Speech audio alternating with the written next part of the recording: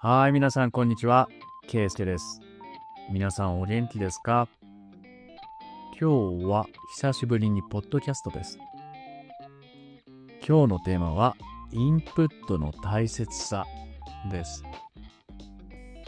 日本語の勉強を始めてすぐ、日本語話したいな。日本語もっと話したい。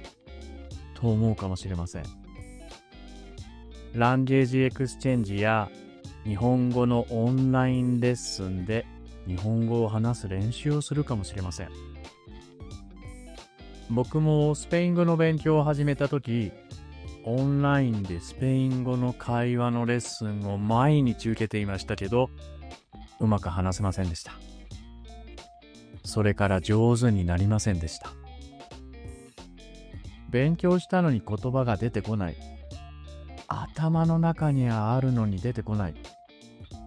これは知識がゼロではなく、インプットが足りないからなんです。実は話すためにはインプット、読んだり聞いたりすることがとても大切なんです。それでは今日はインプットの大切さについてお話ししたいと思います。皆さん最後までよろしくお願いします。ちょっと想像してみてください。冷蔵庫にトマトが一つしかなかったら、どんな料理ができますかね？多分切ってそのまま食べるしかできないですよね。トマトは単語、語彙です。知っている単語が少なければ話せることも少なくなります。それから材料があってもレシピがなかったらどうでしょう？例えばトマトと卵があっても料理の作り方を知らなければ料理は作れません。そう、レシピは文法です。つまり材料、語彙とレシピ、文法が多ければ多いほど作れる料理、話せる内容が増えるんです。語彙、単語、ボキャブラリー。これには2つの種類があります。一つはアクティブ語彙。これは口から出る言葉。実際に会話の中で自然に使える言葉ですね。それからパッシブ語彙。これは頭の中にあるだけの言葉。聞いたり読んだりすると意味はわかるけど、自分ではまだ使えない言葉のことです。日本語を話すためには、まず頭の中の言葉をたくさん増やすことが大切です。知らない言葉は使えませんからね。例えば勉強を始めたばかりの時は、冷蔵庫にトマトしかない状態です。でも聞いたり読んだりして、きゅうり、ナス、キャベツなどを覚えると、冷蔵庫の材料が増えていきます。それで何回も見たり聞いたりするうちに、それが自然に口から出る言葉に変わっていきます。そう、アクティブ語彙になるんです。ここで大切なことを一つお話しします。インプットが足りないまま会話をしようとすると、うまくいかないことが多いんです。冷蔵庫にトマトしかないのに、ねえねえ、めちゃくちゃ美味しい料理を作ってよ。と言われたらどうですか？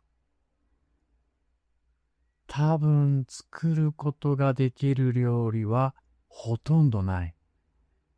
トマトを切るしかないかもしれない。それからあまり美味しくないかもしれません。同じように語彙や文法が少ないまま会話の練習をすると、同じ言葉を繰り返したり、自然じゃない表現をそのまま覚えてしまったり、言いたいのに言えないというストレスを感じることになってしまいます。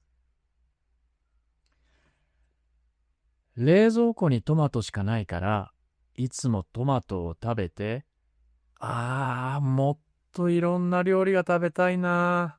でも今はトマトしか食べられない。とストレスを感じるようなことです。だから最初はインプットで材料をたくさん集めておくことが大切なんです。それからもう一つ大切なことがあります。インプットが少ないまま無理に話すと、間違った言い方を覚えてしまうことがあるんです。これはスポーツに似ていますね。例えばテニスやゴルフで正しいフォーム、正しい打ち方を知らないで自分で練習を続けるとどうなるでしょうか。その間違ったフォーム、打ち方を覚えてしまうと、後から直すのはとても大変ですよね。日本語も同じです。正しい表現、正しい言い方を聞かないまま、間違った言い方で話し続けると、それがずーっと残ってしまいます。たくさんのインプットや先生のフィードバックが少ないと、間違えた言い方を覚えてしまって、それが直せなくなることもあるんです。これは言語学の言葉で、化石化と言います。でも、インプットが多ければ違います。僕の生徒さんの一人は、昨日映画館に行ったですと言い間違えました。でもすぐに、あれこの形は聞いたことがないなと言った後、間違いに気づいて、昨日映画館に行きましたと自分で直すことができたのです。これは普段から正しい日本語をたくさん聞いているからできたことですね。だから、まずは正しいフォーム、正しい日本語の形をインプットで頭に入れてから練習することが大事なんです。それからランゲージエクスチェンジやネイティブスピーカーの友達と話すとき、日本語うまいねと言われるだけかもしれません。だから話す相手に間違ったら教えてねと言っておいたり、プロの先生と会話の練習をするといいかもしれません。僕もスペイン語の勉強を始めたときは、冷蔵庫にトマトが一つしかないような感じでした。でも毎日ポッドキャストを聞いたり本を読んでいたら材料が少しずつ増えてきたんです。そしてある日、会話の中で自然に言葉が出てきたんです。これは頭の中にある言葉が口から出る言葉に変わった瞬間でした。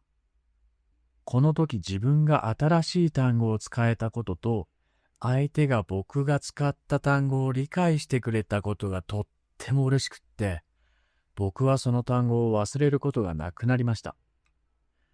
だから上手にできた時の嬉しいっていう気持ちも大切ですね。はい、それでは今日のまとめです。材料は語彙。レシピは文法。多ければ多いほど話せることが増える。